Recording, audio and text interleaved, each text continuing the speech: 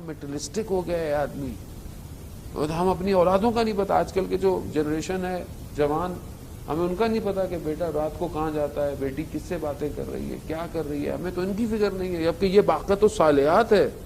قرآن بہت تھوڑی چیزوں کو باقت الصالحات کسے کہتے ہیں؟ کہ وہ جو صالح چیز باقی رہ جائے گی آپ کی. اور یہ صالح چیز, یہ نیک چیز جو باقی رہے گی, یہ آپ کی قبر کو بچائے گی. اس میں ایک اولاد ہے. اگر آج اچھی اولاد کی تربیت نہیں کی, اس کو اس قابل نہیں کیا کہ وہ خدا کا خوف رکھے, وہ حلال حرام کی پہچان رکھے, وہ کل کو خدا کی بارگاہ میں عبادت کرے, یہ جو بھی نیک کام کرے گی, چاہے وہ نیت کرے کہ نہ کرے, اس سب کا ثواب اس والدین کو ہے. حتیٰ صرف والدین کو نہیں ہے, ان کے آباء و اجداد کو ہے. حضرت عیسیٰ گزر رہے تھے قبرستان سے, دیکھا قبر میں عذاب ہے. پھر 1 سال بعد دوبارہ گزرے تو دیکھا قبر میں عذاب ہی نہیں ہے. کہا پروردگار, میں جب پہلے گزرا تھا اس قبر پہ عذاب تھا, اب کیا ہوا؟ کہا اس کے بچوں میں سے, اولاد میں سے کوئی تھا, اس نے ایک پل ٹوٹا ہوا تھا, اس ٹوٹے ہوئے پل کو صحیح کرایا تھا کہ لوگ اس سے گزر سکیں.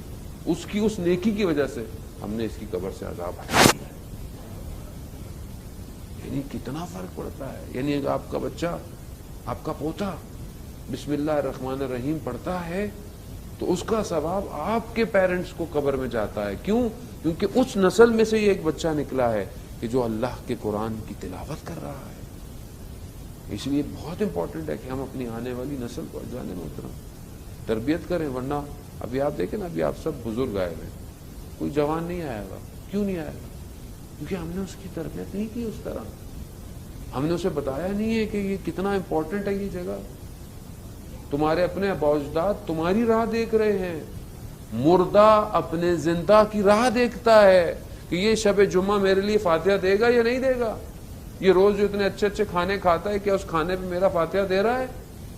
میرے لیے کوئی نیک کام کر رہا ہے؟ اپنے لیے تو بڑے برانڈڈ کپڑے پہن رہا ہے, میرے لیے کیا کر رہا ہے؟ کیا میری طرف سے کوئی لباس لے کر کسی ایسے شخص کو کہ جس کے پاس لباس نہیں ہے اس کو دیا اس نے کہ وہ ثواب مجھے پہنچے؟ نہیں ہے, کیونکہ ہم نے تربیت نہیں کی. محترم میں اپنی بات کر رہا ہوں, آپ کو خدا نہ خواستہ کہہ رہا, کیونکہ ہم نے ان کے دلوں میں خوف خدا نہیں رکھا.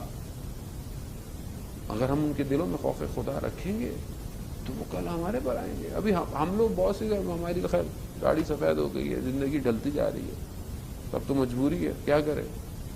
موت نظر نہ بھی ہے تو بھی سمجھتے ہیں بھائی پتہ نہیں کب موت آ جائے گی. ہارٹ آج کل بیماریاں اتنی آ گئی, پتہ ہی نہیں چلتا, آدمی بند ہو جاتا ہے. تو ہمیں تو ویسے ہی آ جاتے ہیں, چلو قبرستان ہے, ہاتھ میں تسبیح پکڑنی ہے, خدا کو سجدہ کرنا ہے. اصل جوانی ہے. جوانی میں جو خدا کی بارگاہ میں آتا ہے, خدا اسی کو شباب کو چاہتا ہے. اور یہی خوف اگر جوانی میں آ جائے انسان کی تو کس مقام پر انسان پہنچ جاتا ہے. اور پروردگار بھی یہی چاہتا ہے عزیزان محترم کہ انسان کا قرآن 30%, یعنی قرآن کا تقریباً ہر صفحہ ہمیں آخرت اور قیامت کی طرف متوجہ کر رہا ہے کہ دیکھو تم نے یہاں آنا ہے, یہ جگہ ایسی ہے, یہ جگہ ویسی ہے. عزیزان محترم واقعاً یعنی میں خود بھول جاتا ہوں میں نے مرنا ہے. اتنی روایتیں, اتنی حدیثیں پڑھنے کے بعد میں خود بھول جاتا ہوں کہ میں نے مرنا ہے. میں ایک دفعہ قبرستان گیا, میرے دوست کی والدہ کا انتقال ہو گیا تھا, تو میں گیا تو فاتحہ پڑھنے گیا. جب میں فاتحہ پڑھ رہا تھا, قبرستان جیسے کہ قبرستان بنا ہوا ہے, تو پیچھے کچھ نئی قبریں کھد رہی تھیں. ایک میں نے ایسی مڑ کر پیچھے دیکھا تو ایک قبر کھدی ہوئی تھی.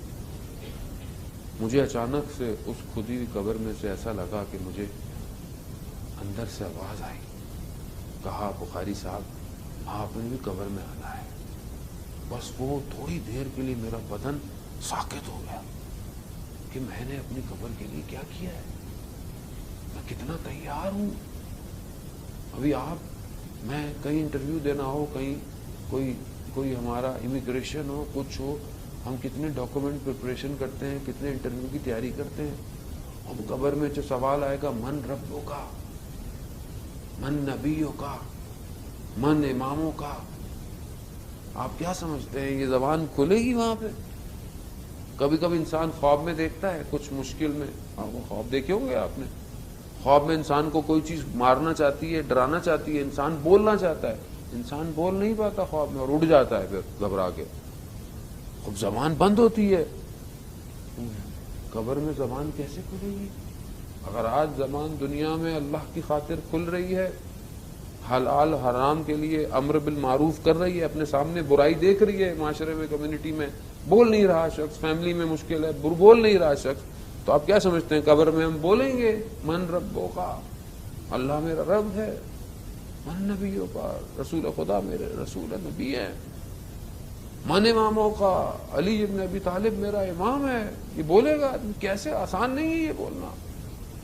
اس کے لیے دنیا میں پریکٹس چاہیے کہ قبر میں میری آواز نکلے. جنان محترم، وہ تو مجھ سے کتنی دفعہ پوچھے گا منکر نکیر، وہ جو آئیں گے وہ تھوڑی میرا انتظار کریں گے، وہ تو مامور ہیں، وہ تو پوچھیں گے، وہ میں نے جواب نہیں دیا پھر کیا ہوگا؟